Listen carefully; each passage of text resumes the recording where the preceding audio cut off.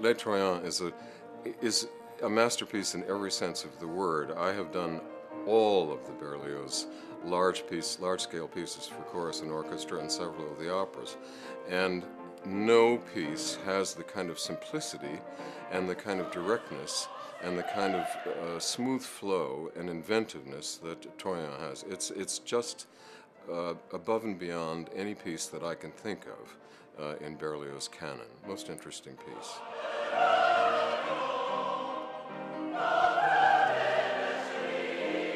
The Tanglewood Chorus, of course, was founded in 1970 by the Boston Symphony, and through my kind of pushing, they had asked me to be the head of vocal and choral activities at Tanglewood for that year, 1970. It was the year after Leinsdorf departed, and they wanted continuity, and I had been the assistant, so I was a natural fit. And I said I would do it, but one caveat was that we had our own chorus, which the Boston Symphony never had before. And of course I was 29 years old and full of beans, and I didn't have any fear. I have much more fear now, by the way, because I know much more. We founded the chorus, and it was only 60 people the first year, 120 people the second year. And for many years, until we started to do opera with Seiji Ozawa, we did concerts the normal way choruses do, and then we had to memorize Tosca because the lights were out and there was no possibility of holding music. And after Tosca came Jeanne d'Arc au Bichet and a number of other operas, and the lights were always out, so we always had to memorize. And so I said, and some of the brighter lights in the chorus said, why not the Ninth Symphony? And the Ninth Symphony led to other standard repertoire pieces, and before you know it, we were memorizing quite a lot of things. And at some point, the pride in that accomplishment, knowing a piece by heart, which is a much better way to put it than memorize, made the chorus feel that they owned the music in such a complete way compared to having to depend on a score and look up and down and all that kind of thing, that it became the standard thing to do, and now everything is memorized. It's quite a remarkable group of people. There's 250 some on the roster, and they give so much time, and so all of it is individual study. And we have comparatively few rehearsals. Now, for Les Troyens, I'm only going to have 2, 4, 7 rehearsals. And that is very few for an opera that lasts 5 hours. I have to do almost no editing at all by the time you get to Les Troyens, not even for breaths, which you have to do in almost every score. Everything is there. It's astonishing, and the total skill that he developed over all those years is mind-boggling, really.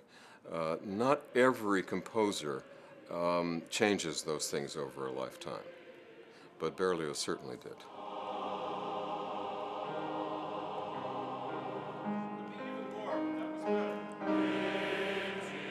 When in the fall of last year we went to Europe with James Levine and performed the Damnation of Faust of Berlioz all over Europe, and including in Paris, we got tremendous acclamation. And we do in Symphony Hall and in Tanglewood, and I'm always a little suspicious that it's the brothers and sisters and aunts and uncles that make all that noise after the chorus gets up for their bow.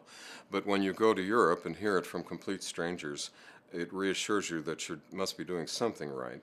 And particularly in Paris, and I remember that Mark Volpe, the manager of the orchestra, said to me that he went out with some people, some native Parisians, for dinner after the performance, and all they could talk about was the chorus's French, and how unmistakably French it was, and there wasn't any kind of trace of accent.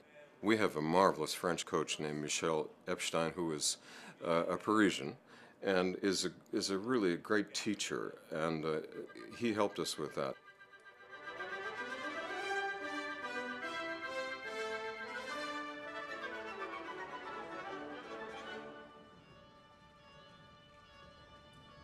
I don't think there's a whole lot of difference between concert opera and concert music in terms of interpretive decisions. I think perhaps there is a kind of uh, there are things in concert opera that do not occur in concert pieces, such as crowd reactions, which happen in every opera. And so you have the soldiers marching off to war, and you have a certain kind of energy and outgoingness that you might not have ever in a concert piece. Or you have a crowd's reaction to something somebody says in the dialogue, and you wouldn't have that in most concert pieces. But there are certainly examples that blur the lines.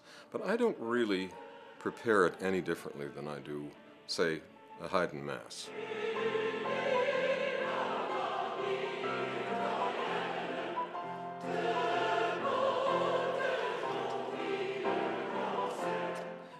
It's just terribly important for people to realize what any uh, self-respecting professional musician realizes, that there's all kinds of music out there that you haven't discovered yet that's just as great as the stuff that you know. This is the most exciting, refreshing piece. When the first time I heard a CD of this piece, I was walking on air from the fact that one piece turned into another piece. It's the French La Boheme in a way. Longer, I admit. It's in two parts, so people don't have to hear the whole thing at one sitting. It is just the most refreshing and uplifting kind of music, and it's very, very exciting. So I hope that our audience grabs that side of the equation, and like our singers, it will take only one listening for them to be completely won over by this great, great, great music.